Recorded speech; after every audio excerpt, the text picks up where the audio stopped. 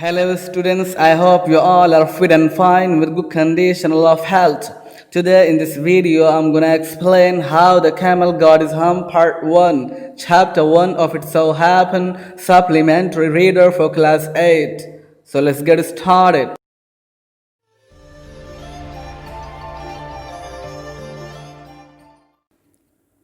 Chapter 1, How the Camel Got His Hump. ऊंट की कुबड़ कैसे निकली? In the beginning, when the world was new and the animals were just beginning to work for man, शुरू में जब दुनिया नई थी और जानवरों ने आदमियों के लिए काम करना शुरू किया था, there was a camel, एक ऊंट था, and he lived in the middle of the howling desert, और वो एकदम सुनसान रेगिस्तान के बीच में रहता था, because he didn't wanna work, क्योंकि वो काम करना नहीं चाहता था. He had sticks and thorns and prickles, वो लकड़ियाँ और कांटे खाता था. And when anybody spoke to him, he said hump, just hump and no more. और जब कोई आदमी उससे काम करने के लिए बात करता तो वो कहता और सिर्फ हूँ कहता और कुछ नहीं कहता. Presently, the horse came to him on Monday morning with a saddle on his back and said, तभी एक घोड़ा मंडे मॉर्निंग को अपनी पीठ के ऊपर एक काठी लेकर के आया और बोला, Camel, oh camel, come out and trot like the rest of us. ऊँट, ऐ ऊँट, आओ और हमारी तरह चलकर काम करो.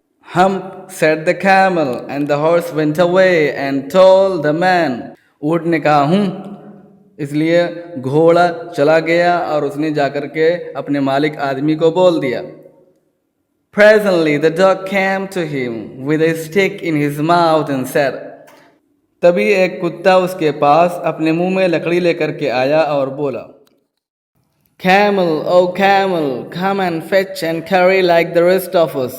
ऊँट, ऐ ऊँट, आओ हमारी तरह चीज़ों को उठा करके लाओ. Hump, said the camel, ऊँट ने कहा हूँ, and the dog went away and told the man, और कुत्ता चला गया और आदमी को जाकर के बोल दिया कि वो काम करने नहीं आएगा. Presently the ox came to him with the yoke on his neck. तब एक बैल अपनी गर्दन पर एक नाथनी लेकर के आया. And said और बोला, Camel, oh camel, come and plow like the rest of us. ऊँट, ऐ ऊँट, आओ और हमारी तरह काम करो. Hump, said the camel, and the ox went away and told the man. ऊँट ने कहा हूँ और बेचारा बैल भी चला गया और उसने जाकर के आदमी को बोल दिया. At the end of the day, the man called the horse and the dog and the ox together and said, दिन के आखिर में आदमी ने घोड़े, कुत्ते और बैल सबको एक साथ बुला करके बोला, Three, I'm very sorry for you. तीनों, ऐ तीनों, मैं तुम्हारे लिए बहुत दुखी हूँ. But that hump thing in the desert can't work or he would have been here by now. लेकिन वो इस रेगिस्तान के अंदर हम कहने वाला काम नहीं कर सकता, वरना तो अब तक वो यहाँ आ गया होता. So I'm going to leave him alone. इसलिए अब मैं उसे अकेला छोड़ने जा रहा हूँ. And you must work double time to make up for it. और तुम्हें उसके हिस्से का काम करने के लिए डबल ड्यूटी देनी पड़ेगी. That made the three very angry. इसकी वजह से तीनों बहुत गुस्सा हो गए. And they held a panchayat on the edge of the desert. और उन्होंने रेगिस्तान के एक किनारे में पंचायत की. And the camel came chewing cud and laughed at them. और ऊँट भी जुगाली करते हुए, पगड़ी करते हुए आया और उनको देखकर हंसा. Then he said hump and went away again. फिर उसने कहा और फिर वापस चला गया.